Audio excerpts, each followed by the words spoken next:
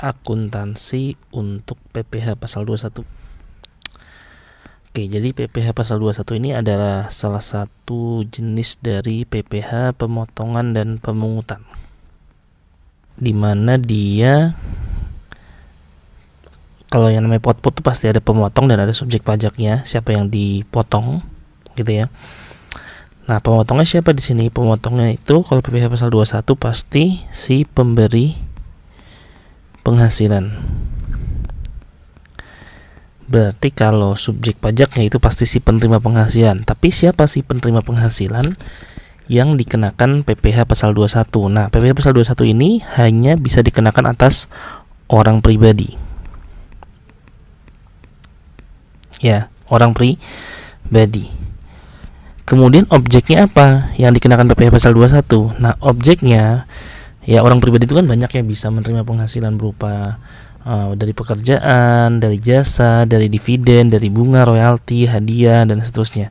Nah, objek PPh pasal 21 ini itu kita sebut dengan active income. Apa itu active income? Active income itu adalah penghasilan yang untuk mendapat penghasilan tersebut itu harus kerja dulu. Ya, misalnya penghasilan dari pekerjaan, nah itu adalah active income, atau penghasilan dari jasa. Jadi orang pribadi melakukan jasa, nah kemudian dia melakukan jasa kepada si pemotong pasal 21, berarti nanti si pemotongnya harus memotong pasal 21 atas orang pribadi tersebut. Ya, meskipun jasa itu adalah objek pasal 23, tapi ketika jasa itu dilakukan oleh orang pribadi, ya, maka dia dikenakan PPh pasal 21 karena objeknya adalah active income dan dia dilakukan oleh orang pribadi. Berarti pasal 23 itu, yang jasa yang ada di pasal 23 itu untuk kalau dilakukan oleh wajib pajak badan. Nah, lawan active income apa? Passive income, ya, dividen, bunga, royalti, hadiah, sewa, itu adalah itu adalah passive income dan dia tidak dikenakan PPh pasal 21 kalau dia diterima oleh orang pribadi. Oke, gitu ya. Itu adalah akuntansi, overview sekilas dari PPh pasal 21. Nah, oke, sekarang mencoba kerjain soal yang ada di contoh aja. Bagaimana cara menjurnal pasal 21. PT ABC membayar imbalan kepada pegawai tetapnya sebagai berikut. Ada gaji pokok 6 juta.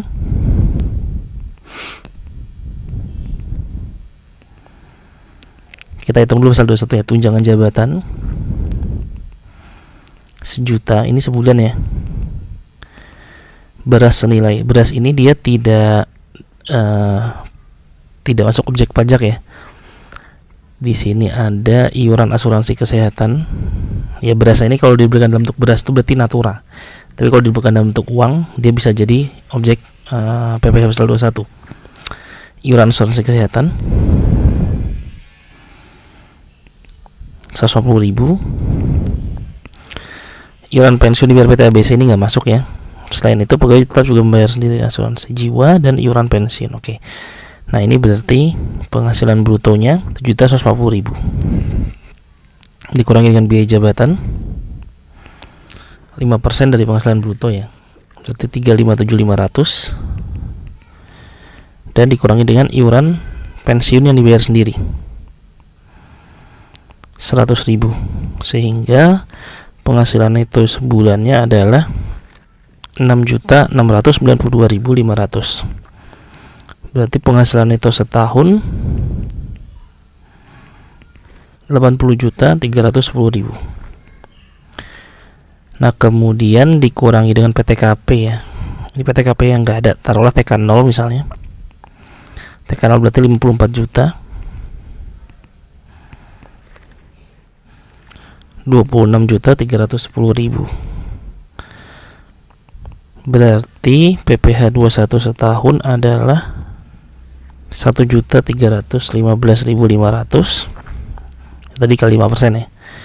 Kemudian PPh 21 sebulan berarti dibagi 12.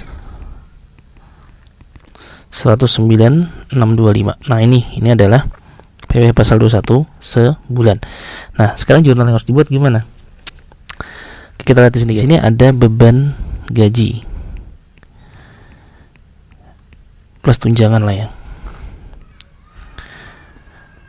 Nah, jadi yang masuk ke beban gaji itu mana?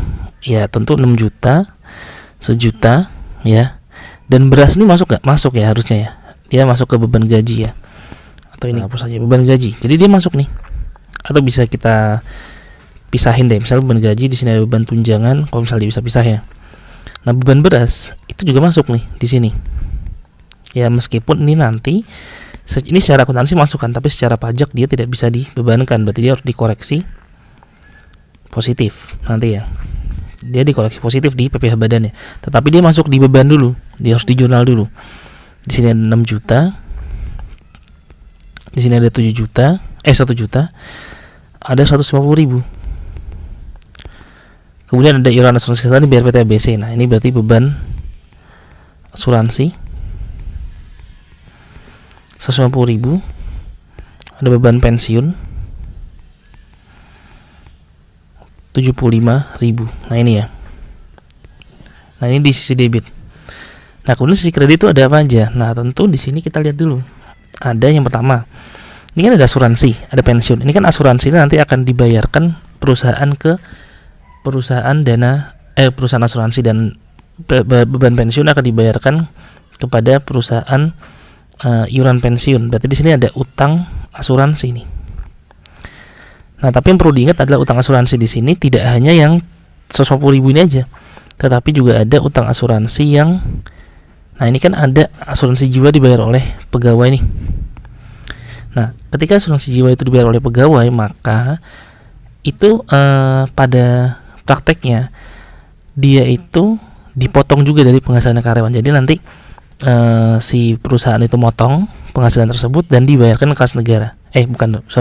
Dibayarkan ke perusahaan asuransi. Sama iuran pensiun juga gitu. Ya, terutama kalau misalnya dia pakai ikut yang program BPJS ya.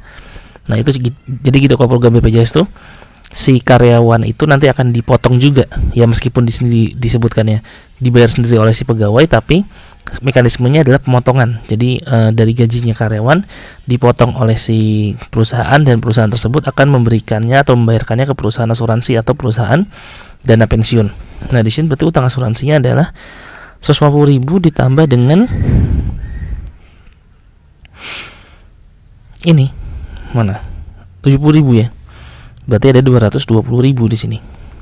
Ya 150.000 yang dibayar oleh perusahaan dan 70.000 yang dibayar sendiri oleh pegawai. Kemudian utang pensiunnya di sini 75 ya, ditambah 100, berarti 175.000. Kemudian jangan lupa di sini ada beras ya. Ada yang dibayar dalam bentuk beras, berarti utang beras, bukan dalam bentuk uang ya. 150.000 ya. Kemudian di sini ada utang PPh pasal 21. Nah, jangan lupa PPh pasal 21 ini. Ya. 109.625. Jadi bagi perusahaan itu disebutnya utang dulu ya, karena nanti harus dibayarkan ke kas negara. Kemudian di sini terakhir ada baru utang gaji. Nah, berapa utang gaji? Ya udah dikurangin aja tuh. Berarti 7 juta tambah 150.000 tambah 150.000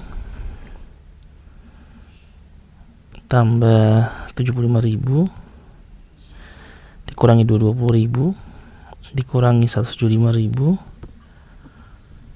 dikurangi 150.000 dikurangi 109.625, berarti 6.720.375. Nah ini, nah nanti tinggal dibuat jurnal pembayarannya ya, misalnya utang beras 150.000 pada persediaan beras gitu ya, persediaan beras 150.000 dan seterusnya ya. Ada utang gaji pada kas 6720 735 375 6720 375 dan seterusnya gitu. Utang PPh 21 kas, kemudian utang pensiun pada kas, utang asuransi pada kas, dan seterusnya seperti itu. Nah ini ya, ini untuk yang soal nomor 1. Nah bagaimana soal nomor 2? Kita lihat di sini. Soal nomor 2. PT ABC membayar jasa servis AC kepada Pak Ateng PKP dengan nilai 10 juta.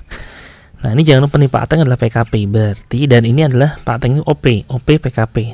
Dia bayar jasa servis. Nah ini berarti si PT ABC itu nanti akan menerima, atau Pak Ateng nanti akan memungut PPN, ya kan, karena Pak Ateng adalah penjual, berarti di perusahaan itu ada pajak masukan.